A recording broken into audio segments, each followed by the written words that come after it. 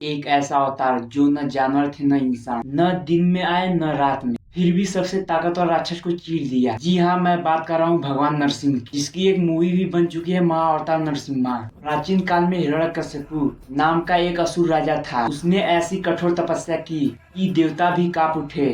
वरदान में उसने लगभग सब कुछ मांग लिया।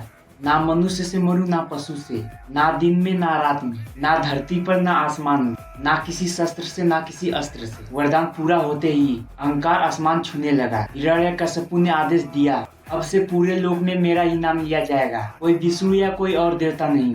लेकिन उसके ही महल में एक छोटा सा बालक प्रहलाद, जो हर पल सिर्फ एक ही नाम जपता था, नारायण नारायण। राज्य के गुरुओं ने बहुत समझाया, सैनिकों ने डराया, पर प्रहलाद का विश्वास नहीं टूटा। वो बोला, पिताश्री आप मेरे पिता है, पर मेरे स्वामी भगवान विष्णु हैं। हिरण्यकशिपु का अहंकार भड़क उठा। उसने क्रोध में पूछा, अगर तुम्हारे विष्णु असली भगवान है तो क्या वे इस स्तंभ में भी है? प्रहलाद मुस्कुराकर बोले, प्रभु सर्वत्र है, इस स्तंभ में भी, आपके हृदय में भी।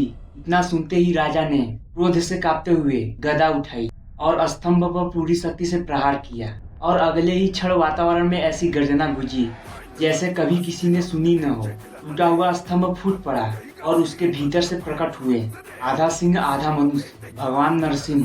सिंह का मुख, अग्नि सी प्रज्वलित आंखें, नाखून जैसे चमकीले शस्त्र, और शरीर मानो किसी महायोद्धा का हो। वे न दिन में आए न रात में, संध्या के समय प्रकट हुए, न धरती पर न आसमान में। हिरण्यकशिपु को महल की चौखट पे अपने घुटनों पर उठाकर बैठाया। न अस्त्र से न शस्त्र से, केवल अपने नाखूनों से उसका वध किया। यानी जिस जिस बात में उसने वर मांगकर सुरक्षा चाहिए थी, वहीं भगवान नरसिंह ने ईश्वर की बुद्धि और न्याय दिखा दी। वध के बाद भी भगवान नरसिंह का क्रोध शांत नहीं हो रहा था। देवता भी पास जाने से डर रहे थे। छोटा सा प्रहलाद धीरे धीरे आगे बढ़ा। भगवान नरसिंह को प्रणाम करके बोला, प्रभु मैंने तो केवल आपकी शरण मांगी थी, क्रोध तो आपने अधर्म पर किया है, अब अपनी दया मुझे भी दिखाइए। बस इतना सुना था कि सिंह मुख नरम हो गया, अग्नि सी आंखें करुणा से भर गई और उन्होंने प्रहलाद को उठाकर अपनी छाती से लगा लिया। इसलिए नरसिंह अवतार हमें दो बातें याद दिलाती है। जब अहंकार वरदान के पीछे छिप जाता है तो ईश्वर रूप बदलकर ही उसे तोड़ते हैं, और जब कोई छोटा सा बालक भी निर्भय होकर सच का साथ देता है तो उसके लिए ईश्वर पत्थर के स्तंभ भी चीर कर बाहर आ जाते हैं। अगर तुम्हें भी कभी लगे कि चारों ओर अन्याय ही अन्याय है और तुम अकेले हो, तो प्रहलाद की तरह बस इतना ही कहो, अगर सच मेरे साथ है तो मुझे दुनिया से नहीं, दुनिया को मुझसे डरना चाहिए। और मन ही मन एक बार बोलो, ओम नरसिम्हाय नमः। कमेंट अवश्य करिएगा।